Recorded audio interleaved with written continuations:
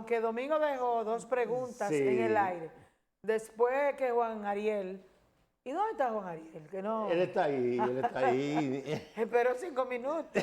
Dice, Iván, lo pongo. Digo, no, así va al baño, habla por teléfono, descansa y después está aquí para no. Juan Ariel, Sí, teníamos... espérate.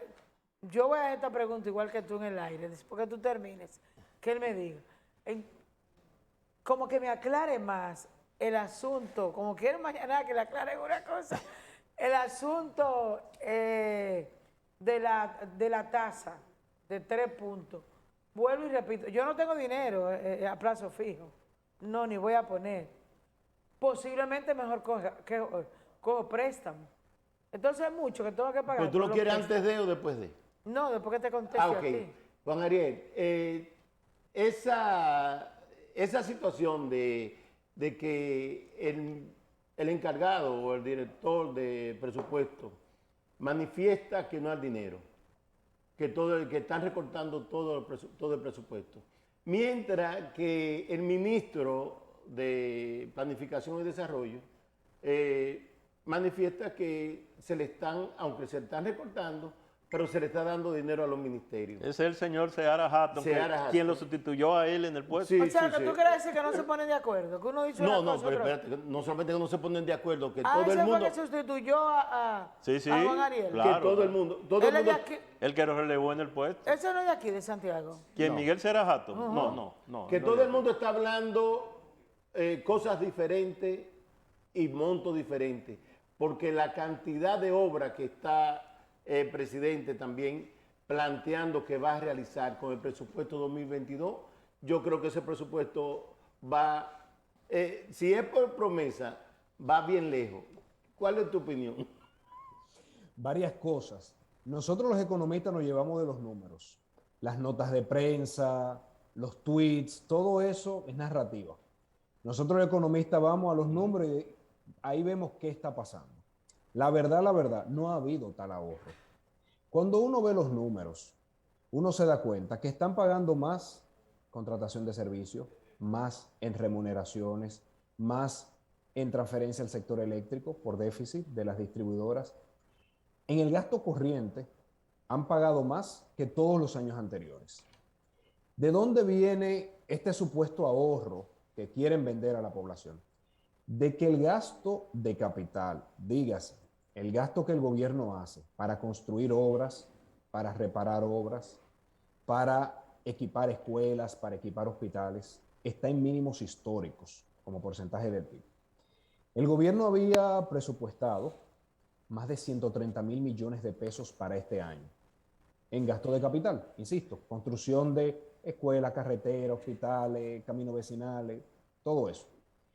Pero no ha gastado ni la mitad de lo que presupuestó, que por cierto se endeudó desde inicio de año para hacerlo y no lo ha usado, o sea que estamos pagando intereses innecesariamente. Entonces cuando se quiere hablar de ahorro sin ser verdad, eso lleva a que haya este tipo de contradicciones, porque es que están hablando de cosas que los números no los respaldan. Entonces, lo que se prometió en campaña de que iban a reducir el gasto innecesario, de que más de 130.000 millones de pesos, dice el programa de gobierno, que iban a reducir, nada de eso se ha dado y todos los que conocemos un poco de los temas presupuestarios sabíamos que eran falsas esas promesas. Entonces, ya están gobernando, ya se están dando cuenta de la realidad, de la dura realidad, y no han podido reducir. El gasto corriente, al contrario, ha aumentado. Solamente el gasto que se le envía a las distribuidoras de energía, que ha aumentado mucho la pérdida en las distribuidoras por pérdidas de eficiencia, ha hecho que el gobierno tenga que gastar mucho más. Entonces, cuando dicen que han recortado, claro, siempre da un ejemplo de recorté en esta entidad, sí, pero en otras 30 aumentaste. Entonces, digamos que en términos netos no ha habido tal ahorro y parte de lo que refleja esta inconsistencia es que han enviado un presupuesto complementario, dígase, una modificación al presupuesto de este año a menos de 2 meses de que concluya el año. Eso nunca se había visto anteriormente y es porque la ejecución del gasto, sobre todo de infraestructura, está muy caída.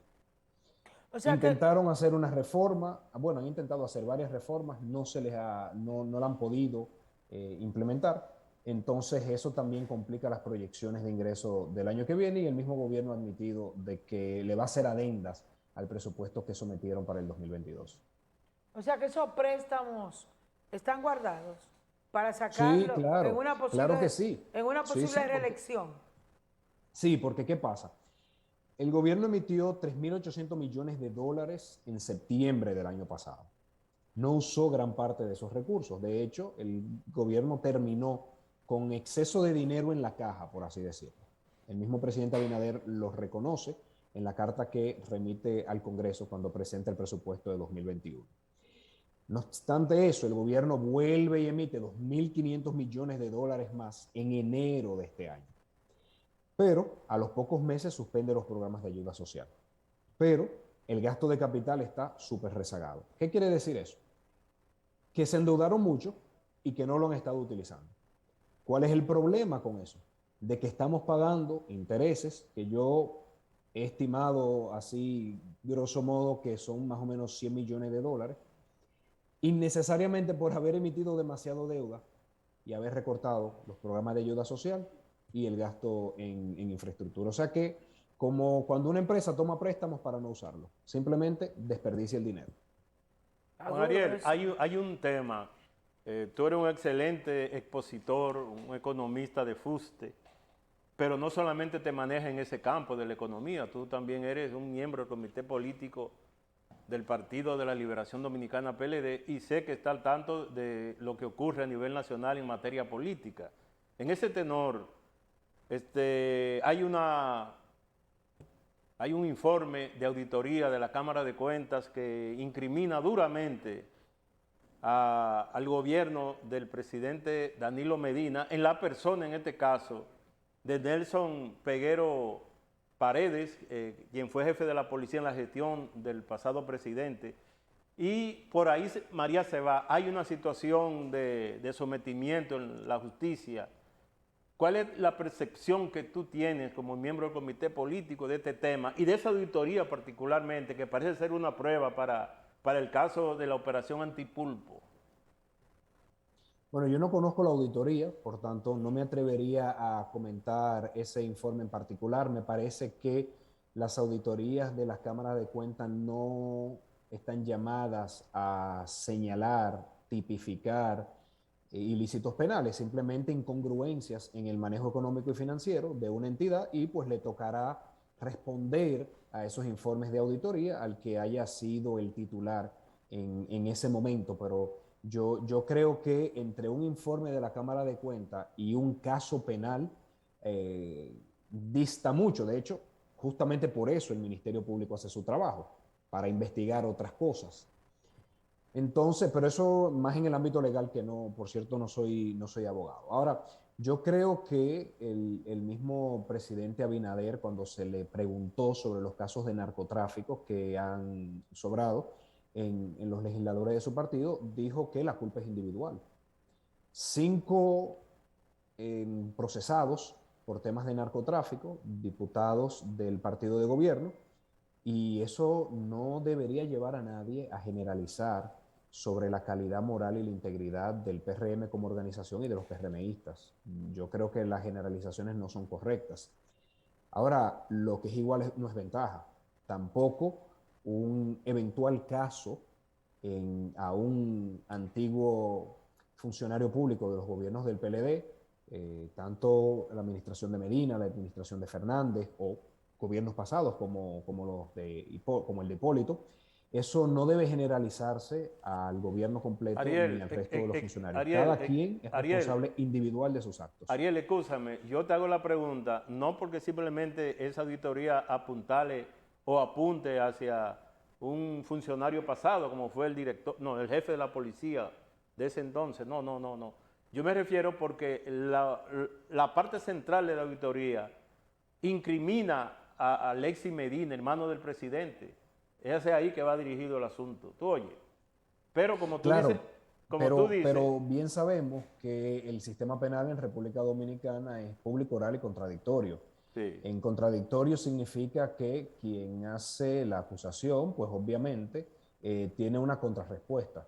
Y es en esa contradicción de acusar, de la acusación y la defensa que los jueces determinan dónde está la verdad. Entonces, yo diría que tocaría al sistema del Poder Judicial determinar la culpabilidad o no. Eso es algo que no lo puede hacer un informe, eso es algo que de hecho no lo hace el Ministerio Público solo, para eso está el Poder Judicial y que si el Poder Judicial determina que hubo un ilícito penal, que caiga todo el peso de la ley sobre el que tiene que caer. Juan Ariel, el presidente de la República, Luis Abinader, ha dicho que se han recuperado casi todos los empleos que se perdieron en la pandemia o algo más. Sobre todo menciona Zona Franca. ¿Qué de cierto hay de esto? Hay muchos sectores que han recuperado el empleo, pero todavía falta mucho. De hecho, para el segundo trimestre de este año, dígase abril-junio, los datos del Banco Central no solamente mostraban que faltaba más de 100.000 empleos por recuperar, sino que el salario promedio en casi todos los sectores era más bajo que previo a la pandemia. O sea, que había menos gente trabajando y ganando menos. Recientemente el Banco Central publicó el dato del tercer trimestre, no he podido verlo, de hecho hoy confirmé que lo publicó, pero sí, de que se han recuperado los empleos, se han recuperado, en todas partes del mundo se han recuperado. ¿Por qué? Porque en el 2020 los empleos se perdieron porque se le pidió a la gente que se quede en la casa y que no salga a trabajar y a las empresas que no operen en muchos sectores. Ya este año la economía está completamente abierta y esperamos, Dios mediante, que se mantenga así, que la variante Omicron no nos complique mucho las cosas. Entonces, la recuperación del empleo que se ha dado en todo el mundo, cierto, pero no podemos dormirnos en nuestros laureles. Todavía quedan miles de dominicanos que tienen que recuperar el empleo y que amerita que el gobierno, digamos, mantenga la lupa sobre esos sectores y que mantenga la debida promoción.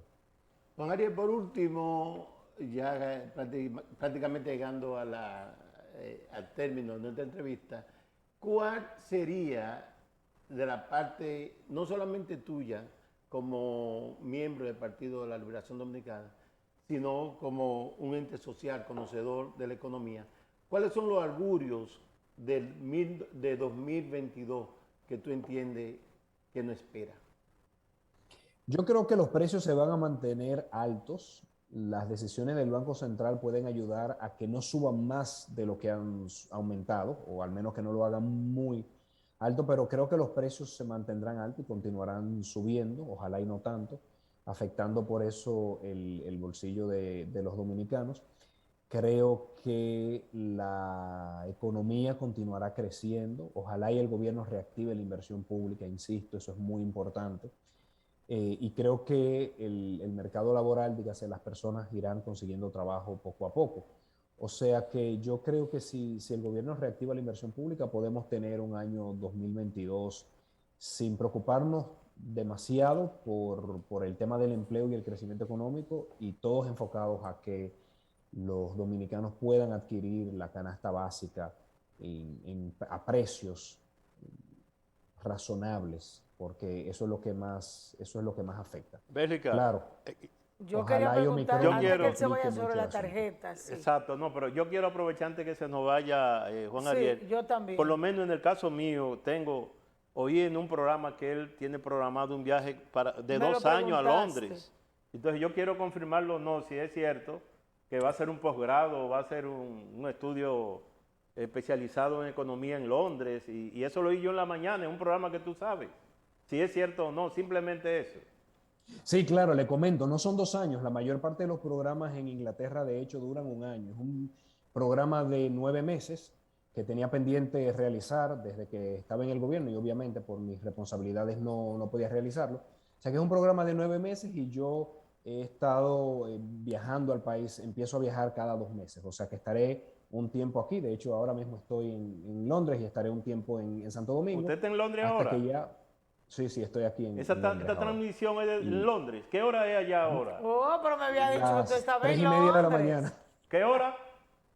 3:30 de la mañana. Ahora hay Oye. que soltar a este muchacho ya. Ay, No, yo soy nocturno y además oye, pero se ve esa nítida la tarea. Pero se transmisión. ve nítida. Entonces es un programa de 9 Qué meses. muchacho más y lo discreto, hago ¿eh? porque yo estoy muy comprometido con dar lo mejor de mí a mi país, a la República Dominicana, y darle los mejores niveles de excelencia. Entonces me exijo mucho a mí mismo de estar constantemente aprendiendo más, leyendo más cosas, estudiando más cosas, porque el país se lo merece, el país merece que cada uno de nosotros dé su mejor esfuerzo. Entonces hay que aprovechar este tiempito en oposición para ponernos al día con varios temas.